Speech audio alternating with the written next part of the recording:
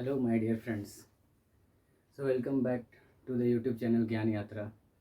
और कल के क्लास में मतलब पिछले वीडियो के क्लास में हम लोगों ने ये पढ़ा था कि आयोनिक बॉन्ड कैसे बनते हैं। आयोनिक बॉन्ड मतलब आयन से बनने वाला बॉन्ड क्या था। और आज जो हम लोग देखने वाले हैं वो है कोवैलेंट बॉन्ड मीन्स सेकेंड।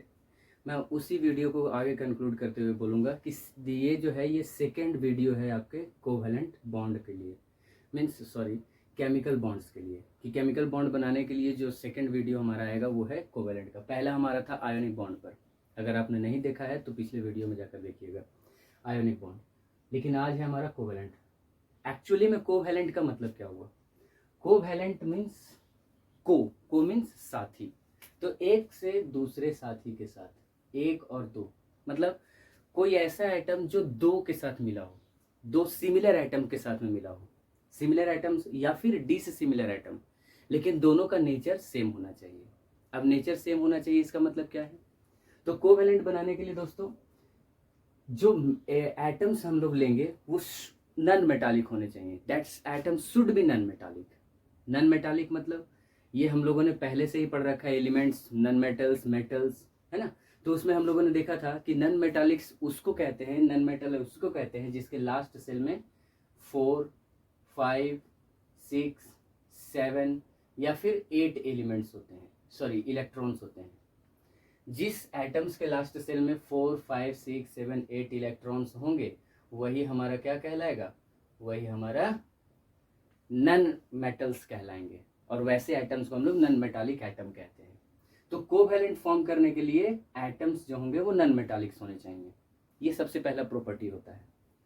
दूसरा प्रॉपर्टी इसका होगा मीन्स एटम्स शुड बी, अगर हम लोग प्रॉपर्टीज की बात करते हैं, properties of covalent for the formation of covalent, तो सबसे पहला होगा कि atoms should be non metallic. हमारा एटम्स कैसा होना चाहिए? Non metallic. दूसरा प्रॉपर्टी होता है कि इलेक्ट्रॉन्स शुड म्यूचुअल, है ना, इसको ऐसे समझिए, mutual sharing of electrons, mutual sharing of electrons. मतलब अगर कोई एक्स एटम, म्यूचुअल शेयरिंग का मतलब समझिएगा कि कोई एक्स नॉन मेटालिक एटम अगर एक इलेक्ट्रॉन्स को शेयर करना चाहता है, किसके साथ? कोई दूसरा वाई के साथ या फिर एक्स के साथ भी कर सकता है ना। एक्स के साथ भी कर सकता है, वाई के साथ भी कर सकता है, लेकिन वो भी नॉन मेटालिक होने चाहिए। अब वो अगर किसी एक वाई एटम के साथ में अगर वो इलेक्ट्रॉन शेयर करेंगे तो वो वाई एटम भी एक ही इलेक्ट्रॉन शेयर करेगा, तभी जा करके ये एक दूसरे को इलेक्ट्रॉन्स की शेयरिंग करके एक दूसरे को स्टेबल हो जाते हैं। एक्चुअली देखा जाए तो डियर स्टूडेंट्स, ये शेयरिंग ये भी इसलिए होता है क्यों? ताकि अपने एटम्स वैलेंस इलेक्ट्रॉन्स में, वैलेंस सेल में स्टेबल प्रूफ हो जाए, है ना। इसके लिए ये इलेक्ट्रॉन्स की शेयरिंग करते हैं। अब यहाँ पे एक सवाल आता है कि आपके दिमाग में जाता होगा कि ये एटम्स नॉन मेटालिक क्यों होने चाहिए? आता होगा। तो ये इसलिए होने चाहिए क्योंकि नॉन मेटालिक मतलब हमारे जो नॉन मेटल्स हैं उनके पास में सिर्फ प्रॉपर्टी होती है इलेक्ट्रॉन्स को एक्सेप्ट करने का। और जैसे ही मेटल्स आते हैं, अगर हम लोगों ने बात करा था कि मेटल्स, शायद याद होगा आपको, मेटल्स में इलेक्ट्रॉन्स गेन होता है, सॉरी लॉस होता है। मेटल्स क्या करते हैं? इलेक्ट्रॉन को लॉस करते हैं, लॉस ऑफ इलेक्ट्रॉन्स होते हैं। तो जहां पर भी इलेक्ट्रॉन्स की लॉस होगी या वहां पर क्या होगा? आयंस की फॉर्मेशन होगी, तो वो आयोनिक बॉन्ड बनता है।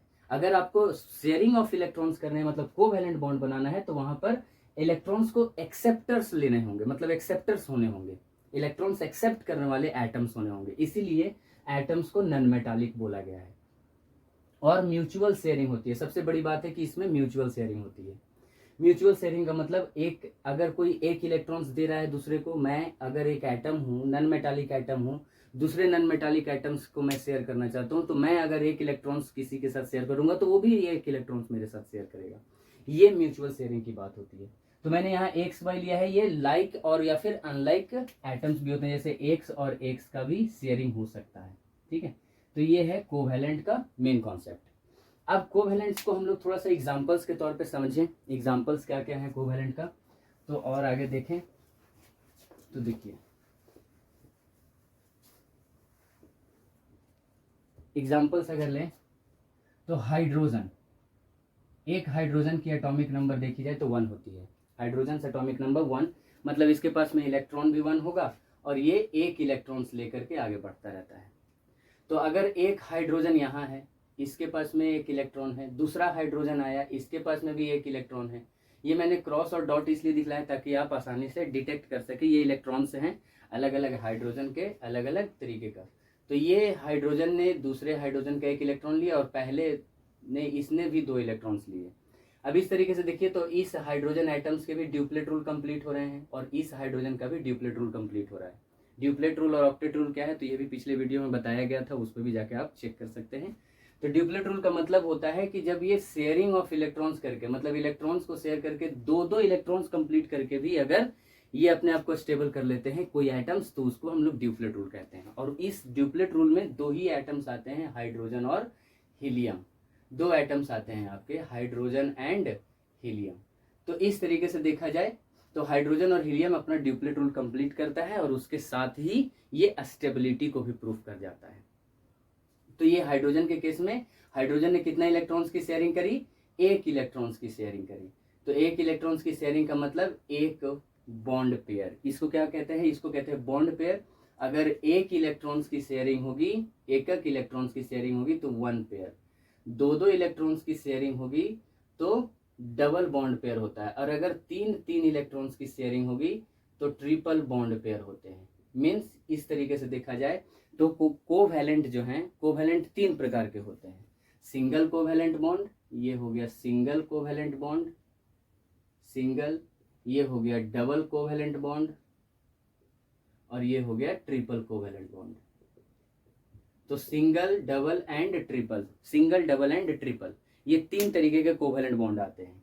अब 3 तरीके का मतलब हो गया कि जो एक इलेक्ट्रॉन्स को शेयर करेंगे वो सिंगल कोवैलेंट बॉन्ड, जो 2-2 इलेक्ट्रॉन्स को शेयर करेंगे वो डबल कोवैलेंट बॉन्ड, और जो 3-3 इलेक्ट्रॉन्स को शेयर करेंगे वो ट्रिपल कोवैलेंट बॉन्ड होते हैं।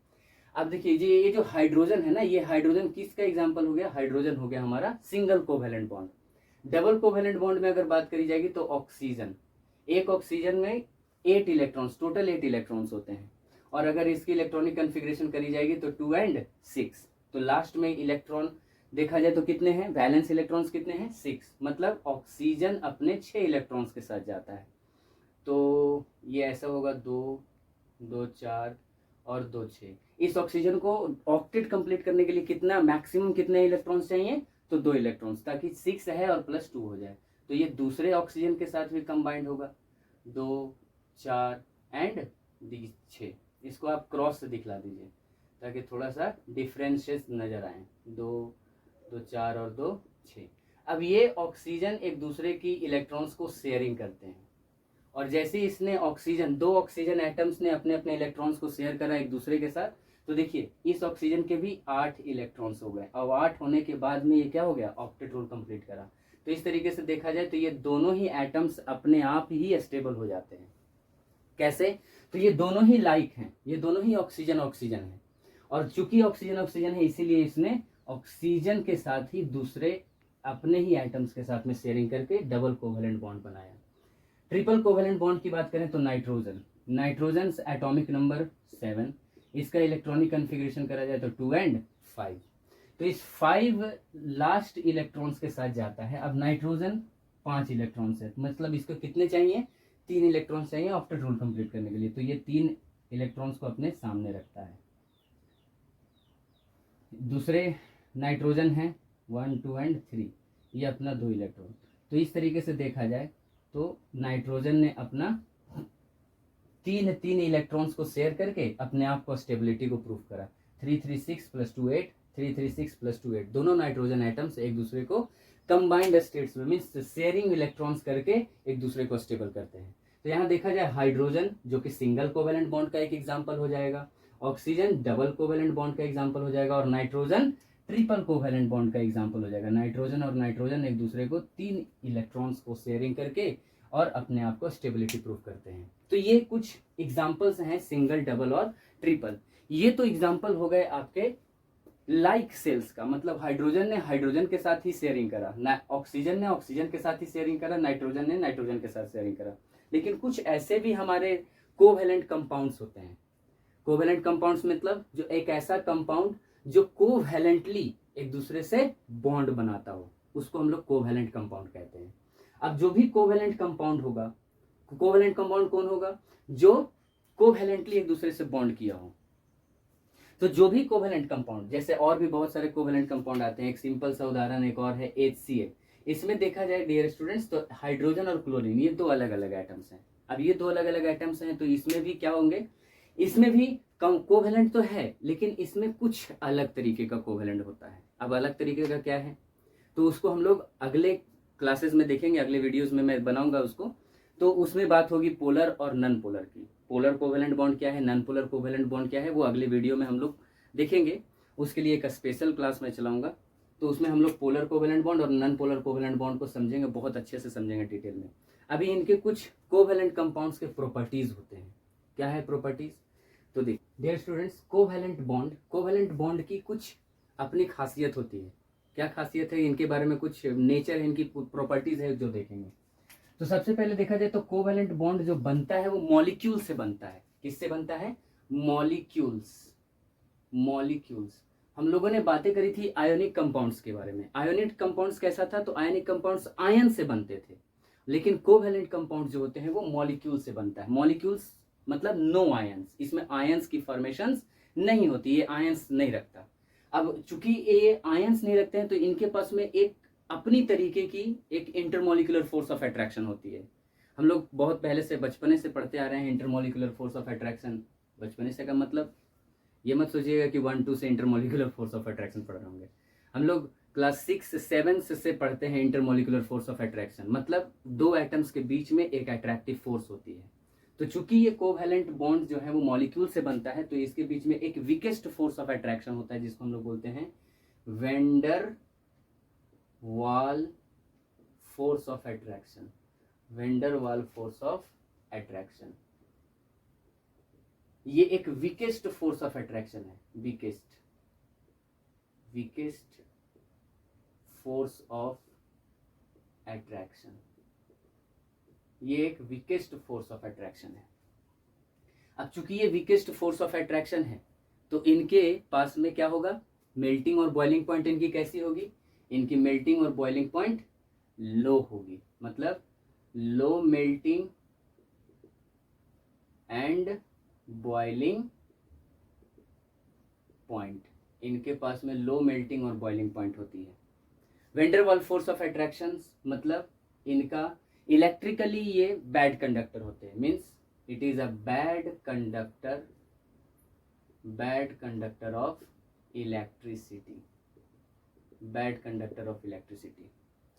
अब इनकी सॉल्युबिलिटी की बात करें तो सॉल्युबिलिटी में इसमें पोलर और नॉन पोलर की बात होगी। सॉल्युबिलिटी में अगर देखा जाए, सॉल्युबिलिटी BILITY, सॉल्युबिलिटी में अगर देखा जाए तो इसमें दो चीजें पाई जाएंगी, polar and non polar.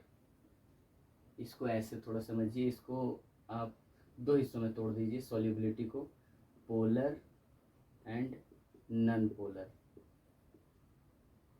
Polar और नॉन पोलर जिसके बारे में हम लोग थोड़ा आगे डिस्कस करेंगे, इसके बारे में मैं नेक्स्ट वीडियो बनाऊंगा जिसपे मैं आपको बताऊंगा पोलर और नॉन पोलर क्या है वो। लेकिन ऐसे देखा जाए तो सॉल्युबिलिटी जो है ये सॉल्यूबल टू दी वाटर्स नहीं होते हैं, मतलब नॉन सॉल्यूबल है, मीन्स नॉन सॉल्यूबल। तो हमने देखा कोवेलेंट बॉन्ड में देखा जाए तो ये एक वेंडर वाल फोर्स ऑफ अट्रैक्शन से बनता है जो कि एक वीकेस्ट फोर्स ऑफ अट्रैक्शन है। इनकी मेल्टिंग पॉइंट और बॉइलिंग पॉइंट लो होती है, क्यों? क्योंकि ये एक वीकेस्ट फोर्स ऑफ अट्रैक्शन से होता है जो तुरंत टूट जाए, तो इसलिए इसकी मेल्टिंग पॉइंट और boiling point as compare to the ionic bond की तुलना में इनकी जो वेंडर वाल फोर्स ऑफ अट्रैक्शन है वो कमजोर होती है। हम लोगों ने आयोनिक बॉन्ड में पढ़ा था इलेक्ट्रोस्टैटिक फोर्स ऑफ अट्रैक्शन, जिसमें दो एटम्स एक दूसरे से इलेक्ट्रोस्टैटिक फोर्स ऑफ अट्रैक्शन के बदौलत वो जुड़ते हैं। तो उनकी जो अट्रैक्टिव फोर्सेस थी वो स्ट्रॉन्गेस्ट अट्रैक्टिव फोर्स थे। लेकिन कोवेलेंट बॉन्ड की जो एक अट्रैक्टिव फोर्स होती है जिसको वेंडर वाल फोर्स ऑफ अट्रैक्शन बोली जाती है, इनकी attractive force as compare to the ionic bond कमजोर होता है। कमजोर होने की वजह से इनकी मेल्टिंग पॉइंट और बॉइलिंग पॉइंट कम होती है। इनके पास में बैड कंडक्टर ऑफ इलेक्ट्रिसिटी है, मतलब इलेक्ट्रिकली एक नॉन कंडक्टेड होते हैं। सॉल्युबिलिटी में देखा जाए तो ये नॉन सॉल्युबल्स होते हैं, है ना। तो कुछ इस तरीके का हम लोगों ने बातें करी, किसके बारे में, कोवेलेंट के बारे में। तो ऐसी वीडियो को और देखने के लिए जुड़े रहिएगा ज्ञान यात्रा के साथ। धन्यवाद।